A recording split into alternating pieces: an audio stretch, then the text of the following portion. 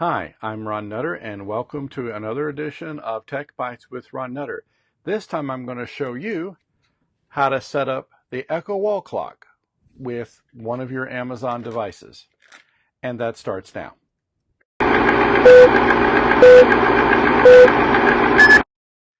Well, you may first say, why are we walking through setting up a clock? Well, it's not just your everyday clock.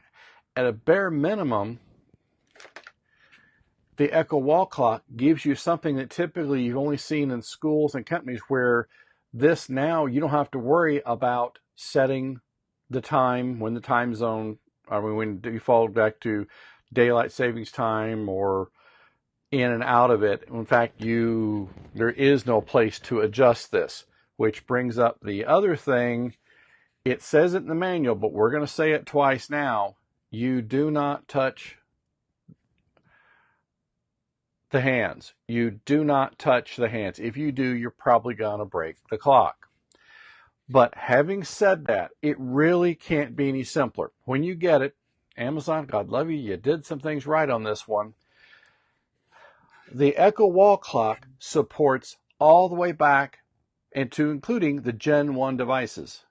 So that says, they could have made some design changes where this would have only worked with the latest iteration, but they didn't. So I know they're making money on this, at least it's worthwhile. And this is for use for more than in just the kitchen.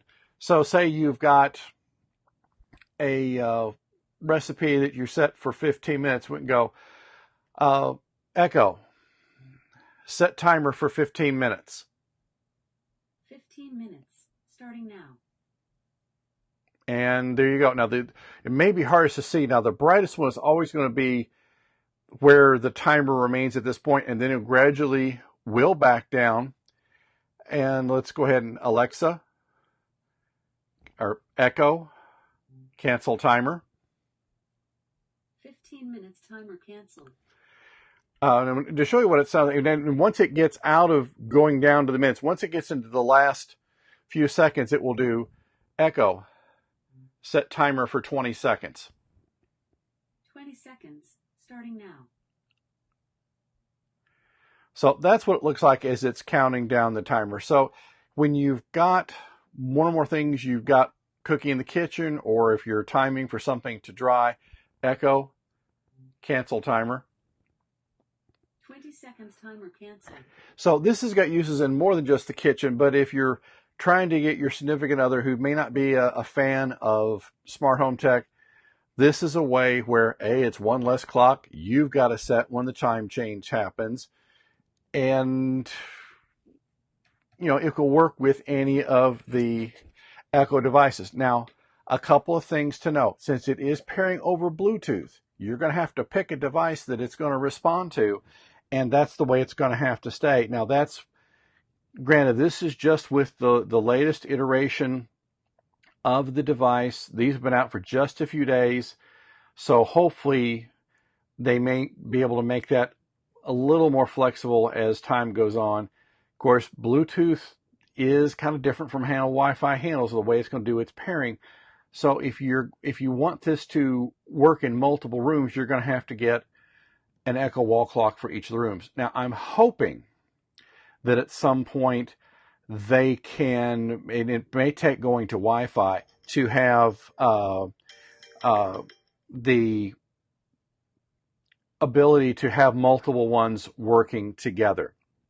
So that is, that's going to be an electronic change. That's also going to pull more power out of the batteries. So there's trade-offs in there. What I would like to have is, say I'm in the basement and a timer goes off. Well, if I had an Echo wall clock in the basement, you would think it would trigger to that as well. But unfortunately, with it being Bluetooth, that it's going to have to pick a limit as to where it's going to connect to. If it would do Wi-Fi, that's when they might almost have to go to a power supply, and I understand that one. So this is going to be a learning experience.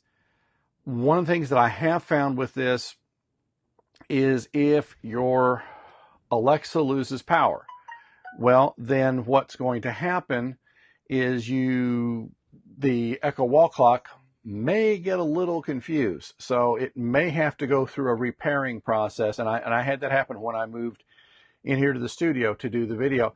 And actually I had to unpair the device from within the Alexa app and then go through the normal pairing process. Then it was just fine. It worked normal and everybody was happy.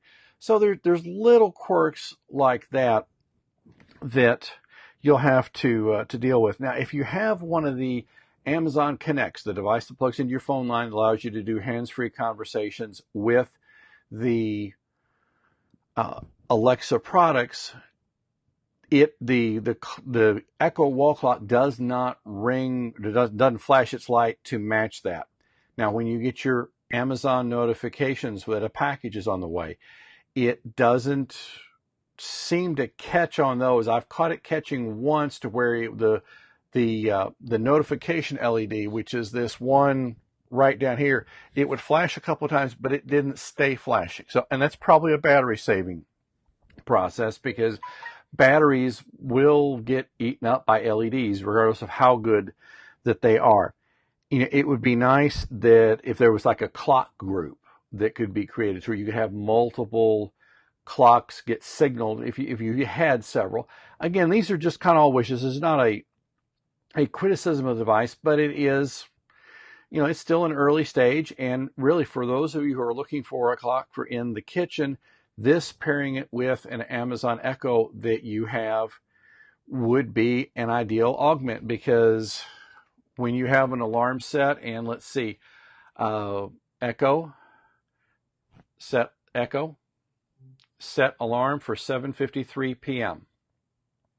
Alarm set for 7:53 p.m. So that's what it does when you set an alarm. And here in just a second, we should have it going off, and then you'll see how it reacts to that.